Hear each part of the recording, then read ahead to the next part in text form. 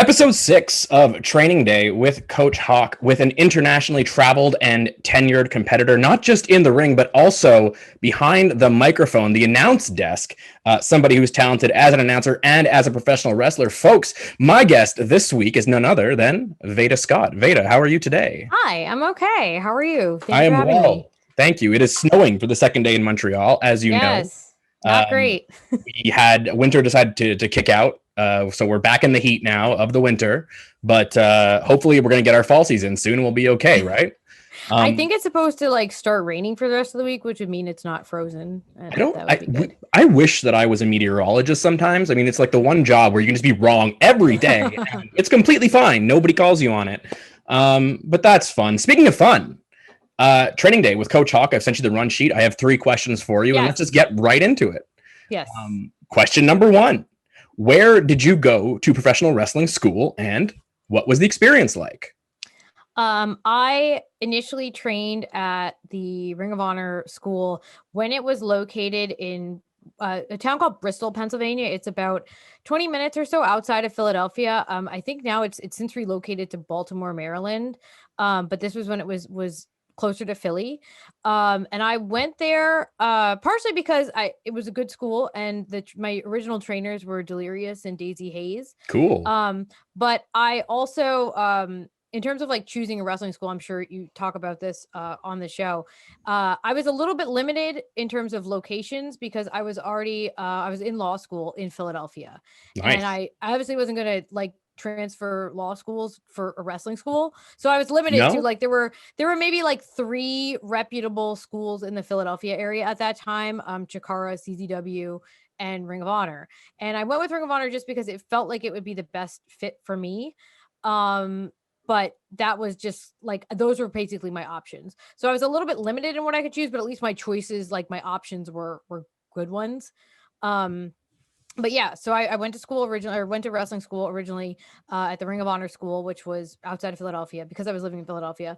And I had no prior really much athletic experience at the Okay. time, which was part of why I went with the ROH school, because the way that the training was structured at the time was very much based in flexibility. We did a lot of yoga, and I thought that because these are things that I needed to improve in myself, I thought that would maybe be a better fit for my athletic level at that time. And it was, we always warmed up with lots and lots of yoga and stretching and that sort of thing. And it wasn't like a do 300 squats program. It was work Yeah. on your flexibility and how's everyone feeling today, and that sort of thing. And kind of getting yourself right for wrestling, and have it not just be completely just all physical exertion. Obviously there's a lot of that fundamentally that you need to do to be a beginning professional wrestler, but it wasn't wear you into the ground and then get in the ring. It was a lot of maintenance. Delirious is someone who speaks extensively about just maintaining your physical health and your mental health, but your physical health. He's someone who, if you've followed his career, he's not injured very frequently, No, he's not. He's been despite going forever. having right, and Yeah. wrestling at a very high level for a very long time. And Yeah. I honestly think a lot of that is due to he's constantly doing yoga, stretching, flexibility, body weight exercises, and that was something that he really imparted to us, just to kind of lower the amount of wear and tear that you can have on your body, and just recovery. And I'm that, so that was I think to me that was the most unique part of that training experience Right. versus traveling around the world now, being at other schools and knowing lots of other professional wrestlers. It wasn't everybody go do 500 squats, etc. It was preparing your body and your mind for the rigors of professional wrestling beyond just taking bumps. And then Um, of course he and Daisy, their training program was pretty regimented also, which is, I think, sometimes unique for professional wrestling training. At the time, I have no idea what the training is like down in Baltimore now, but at the time, the training was not done on a completely rolling basis.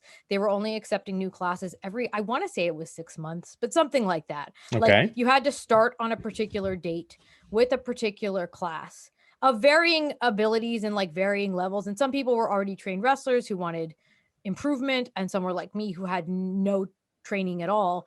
but everyone started together if you were part of that class, and you progressed with that class to get to the point where you were like having matches and that sort of thing. But it was like a regimented curriculum.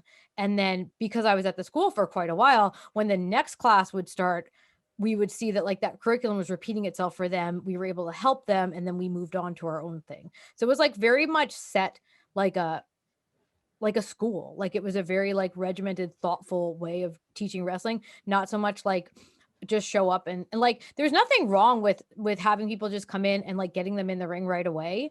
That's one way to do it, but this was something that's pretty not necessarily unique, but like I think is less common to sort of like treat it like an actual like almost like a scholarly program for pro wrestling. And I think is maybe that's something that's probably pretty beneficial to people who have like no training whatsoever and maybe are not the most athletically inclined, whereas maybe it's not, if I could see it feeling a little bit like repetitive for someone who's like kind of just finishing off. But I don't know. So that was my experience, is it was very like regimented and very much like being in an academic program, which for my personality and like how my brain works was ideal. Like that was ideal to know, like, here's what, study this tonight. Here's your homework. Here's what we're doing tomorrow. Right. Like, and then Wednesday is going to be this day. And then next week we're going to start working on comeback. Like that's what works for me. Not just like showing up and like, today we're going to learn this. And then tomorrow, I don't know, like that's for me personally. That's what works for me. So I think I made a decent choice, at least for my Sounds initial like training, it. at least. Yeah, it sounds like it. Yeah. I've definitely been to different schools where I've been to, I think both in the same vein of what you were mentioning about the 500 squat days and running you into the ground. I remember Delirious being in fantastic shape in like 2007. Yeah. I had a match with him. It was myself and Mitch Ryder at Chikara at the arena, and it was Delirious and Hallowicked. And I kicked him in the ribs outside of the ring so hard, and I was so scared that I hurt him that I almost broke character and was like, "Oh my god, I'm so sorry," because you never see Delirious hurt, and Yeah. I did not want to be the first guy to like injure Delirious because as it is, I felt horrible, but like. I like the idea of yoga as well. That's something that I've really been, as somebody who's been injured a few times, I've been looking more and more into stretching and active recovery. And what is it, the McKenzie method and stuff like that. So, Yeah. would you say that like that kind of yoga like training has prevented you from being injured in your career? Before we move on to what you do in the yoga realm, we're kind of getting into question 2 territory, but I'll allow it. I mean, maybe like I am someone who I've been very fortunate in that I've had like lots of small injuries and like little nagging injuries, but so far I've not had anything like completely catastrophic. I have I have a dislocated wrist. I tore my MCL a while ago, and that Same. still is an issue. I have a tear in my back that causes me a lot more problems in real life than it does in wrestling life. It's like fine in wrestling, but like little tiny like things. Sure. But so far, I've been okay with like major injuries. I knock on wood, I guess.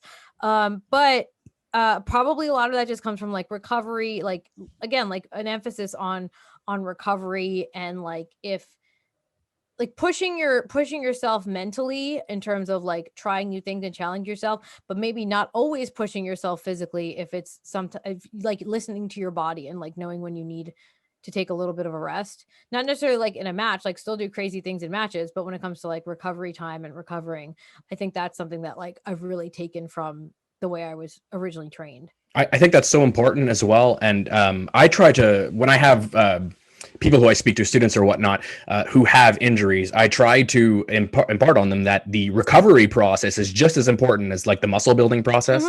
The days that you take off are actively counting towards your goals and your reps and your abilities. So you have to look at them not like you're taking time off, but that you're dedicating more time to your craft and to your body and our tool, right? Like that's what we have. We have our body, which is our tool. And like I said, that I was originally trained with Ring of Honor. I've trained at lots of different places as I've traveled. Training in Japan is my favorite place to train, and kind of talking the same with like recovery and like self-awareness. Like that's a huge thing, at least in my experience, especially training with Tokujoshi. Like if someone is sick and comes to train, doesn't feel well and comes to training just to observe, that's fine. That's like, yes, stay healthy. If someone has an injury, they'll sit out for a few sessions and like make sure that they're healthy. It's not like pushing yourself to the point of like more extensive injury. And it's like Right. just sort of honoring how you feel and honoring your body. And I think that's like just maybe the way that we should be going, especially I because our think so. bodies, well, yeah, because like you said, it's our tool. Like if you Yeah. can't physically wrestle, then like, Me. That's me. but I wish that well, I had done more longevity stuff and more injury prevention and more. And that's why I try to impart it so much. I mean, right. I can't wrestle anymore. I've been in the business since I was 13. I mean, I can like train and stuff, but I don't have matches anymore. I had to retire due to injury because I did not take care of those injuries. I just threw some tape on it, brother, and get back out there, you know, and Yeah. like, And then only like works to a certain point. right. And like if your intention is to like, you know, like run it into the ground and go as hard as you can for as long as you can, like I guess that's one mentality, but Right. then also maybe we're like there's other ways to go about it. I don't know. But No, I yeah, think I I think think you're right. You're right. Like there, that's the way to go about it. I don't think that anybody can argue that anymore. Like the put some tape on it and go out there with concussion thing is just like we're not yeah. doing that. We're not doing that anymore. Yeah, and I think like we've over time like learned a little bit more about like brain trauma and Right. things too. CTE and But stuff. even just talking about like just basic like muscle recovery, I think that's just been something that I've kind of tried to take with me at Right least. on. Okay, so we've spoken about muscle recovery. So my second question, of course, is what do you do to stay in ring shape currently? Obviously, we're in a pandemic, so you're Right. not wrestling as much. We've spoken about physically. We've spoken about this active recovery and taking care of yourself, which is paramount in terms of importance. But I also ask a second part of this question where I ask, what do you do to keep yourself in, we'll check your mental health. Like we spoke a little bit about that before we Yeah. mentioned it, but what do you do exercise wise other than active recovery? And then second part of the question, like part B, what do you do to keep yourself in mental shape for being in the ring or just the rigors of the wrestling industry Right. in general? Well, so I actually haven't had a wrestling match in front of a crowd since I want to say July, an outdoor match I had in July. Wow. Because of the pandemic and like I took a couple like outdoor bookings over the summer. But other than that, like I have not been comfortable wrestling indoors with other Fair. people. Yeah. I have not been comfortable like training with other people who are not in my like bubble. Like I Right. haven't done regular wrestling training even when it's allowable. Like I'm in America a lot of the time, like training is happening, but I don't feel personally, I did not feel at the time personally comfortable with that like scenario in my life. So Sure. I've had to go. This is the longest I've had to go without like regular training, but I've been trying to do everything I can otherwise, either training with someone who like is in my like trusted group of people, but even that's not foolproof. And then obviously I've been up here in Canada for a little while visiting, and the level of physicality that's possible here is basically zero Right. due to like lockdowns and everything. Yay, So we yeah. love Canada. Yeah, so like this is by far the longest I've gone without like regularly wrestling. I do have so I'm speaking to you right now in mid-April. I have some bookings that I've taken in like later May to kind of like start coming back. But it's still like it's a process. So what I've been doing in general is like in terms of like just like actual like physical activity, like I enjoy like stationary bike riding. I used to love going to spin class when that was a thing. So I do a lot of that. Like I do a lot of like that kind of cardio because I enjoy it. Right And on. I think it probably like benefits me in the ring. It does, for I sure. guess I mostly do it because I like it's my time. Like if I want to ride my bike for an hour in the morning, like that's like time for me and time for me to like sit and read on my bike or whatever. That's what I do Like too. so yeah, so I read on my bike. Yeah. yeah, I do it because I enjoy it, but it Yeah. also is beneficial, especially when I'm not. I used to wrestle, like I used to have 3 matches, 4 matches a week, every week. Like I Right. was constantly and training and not having that like because although gyms are also open in America, I have not felt comfortable going to a gym Fair. also. So Okay. I've had to do all these home workouts and like come up with them and like the home cardio and all of that. So that's like the physical part of it. In terms of like trying to stay like wrestling ready when you can't wrestle, that's difficult. Although I know Right. you guys have worked on that a lot when you've not been able to do anything physical. A lot of times, my partner, Speedball Mike Bailey, who's the other trainer at the IWS school. I know you've The had him on best. here We as love him. well. Yeah. Well, so like we train together very extensively. We used to when we were able to, like physically train together in the ring, and we go over all of our matches together. But what we've been doing when there's not matches happening is we do a lot of like hypothetical wrestling, like just sort of like coming up with matches and Yeah, what of we would course. do, and like sort of basically like calling matches, and maybe even like physically moving through that, not in a ring, but just like in a room, calling matches as if you were going to have it in a show, and then you just don't actually have the match because there Yeah. is no show. We do a lot of that, just sort of like talking about different ways to put things together. And we watch a ton of wrestling and talk about like maybe how this could be done differently, or like things that we liked with this and how we might change this, or how we might like make this match longer and add like this false finish or something. So it's Sure. a very much like a mental like wrestling prep, like almost like wrestling role play kind of stuff, but Sure. we're eventually hopefully gonna do it again in real life. Like a dress rehearsal kind of. Yeah. Yeah. So it feels it's basically calling a match. We Right. do a lot of this, like calling a match, but rather like if you and I were to call a match, but then never actually have the match, like the show got canceled, but we were ready to go. That's like the point that I'll get to when we're just sort of like playing around with ideas. And I Right. feel that's really helpful because I don't know. I'm sure you can relate to this. Like you're not in like training for a week and you're like, do I remember Yeah. how No. to wrestle? What do I do? I Absolutely. don't know.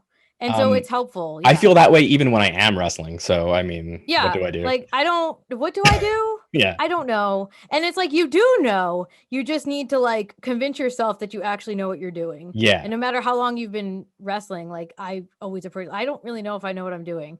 And because I feel like I didn't know what I was doing for so long. And it's part of this is disappointing in terms of like pandemic wrestling, but like I've only felt like I kind of like knew what I was and knew what I was doing for the past like few years, Sure. not counting the past year when there was no wrestling.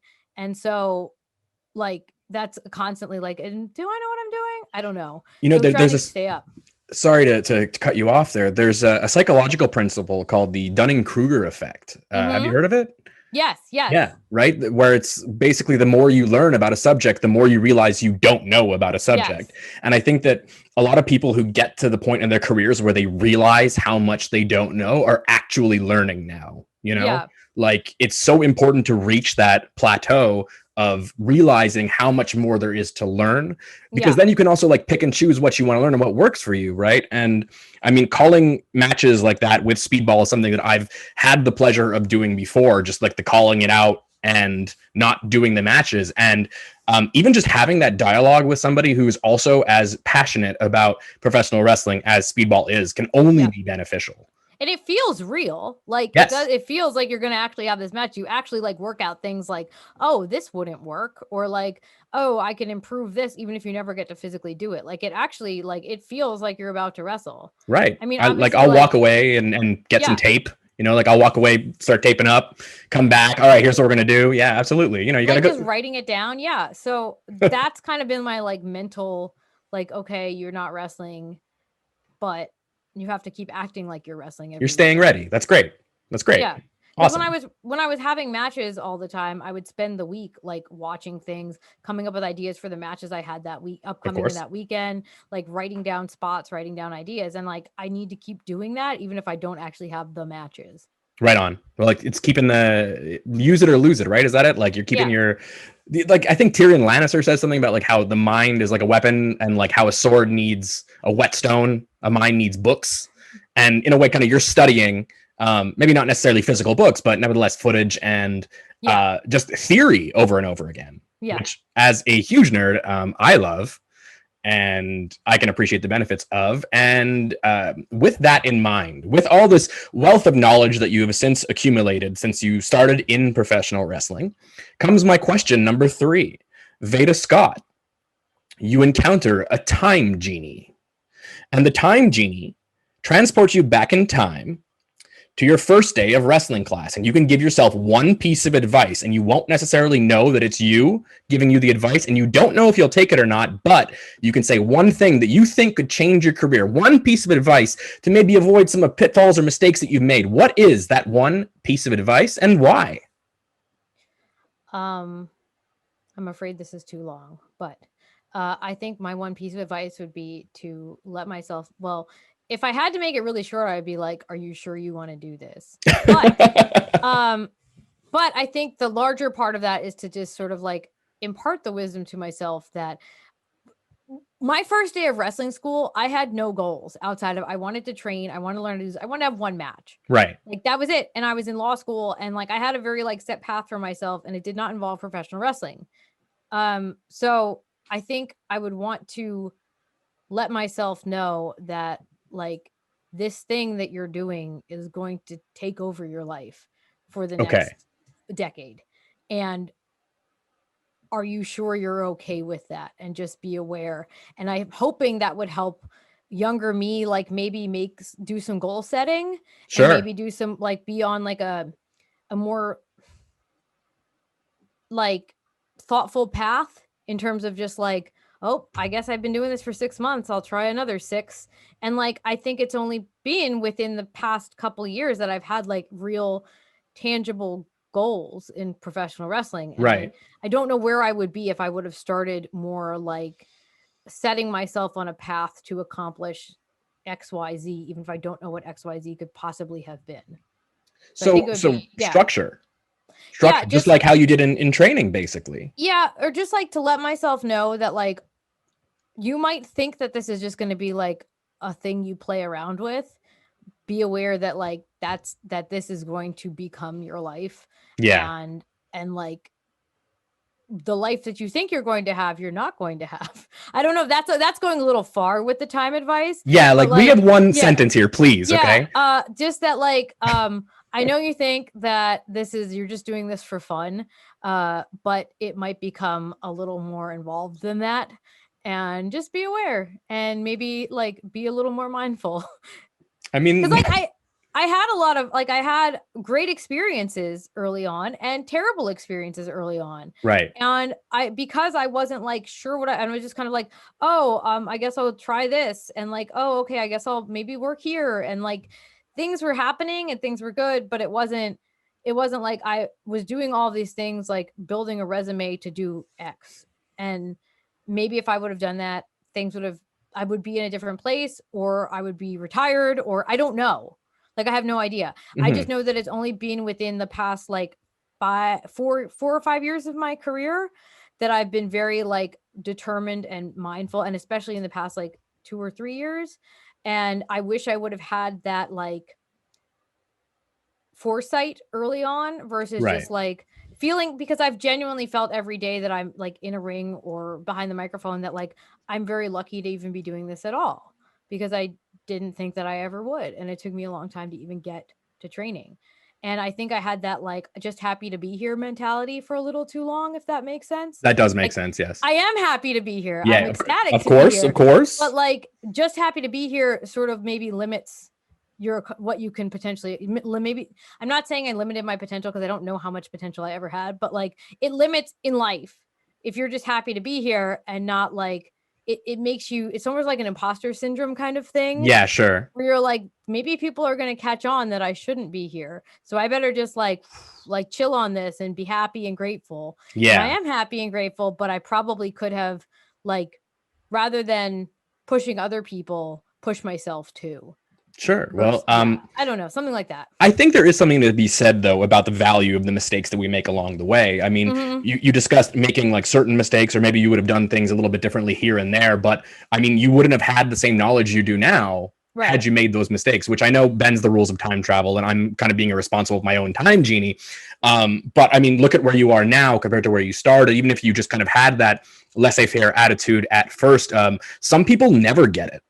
It never clicks for some people, and it clearly has for you. And I mean, I think that if that time genie situation did happen, you'd be amazed at where you are now. Yeah. I'm definitely amazed with everything that you were doing, in the ring and out of the ring too. Super impressed all the time. Huge fan. And I'm not just saying that because we're on the show right now. I think I've communicated to you in real life as well. Is there anything you'd like to plug? Anything that you want to like get your brother plugs in here?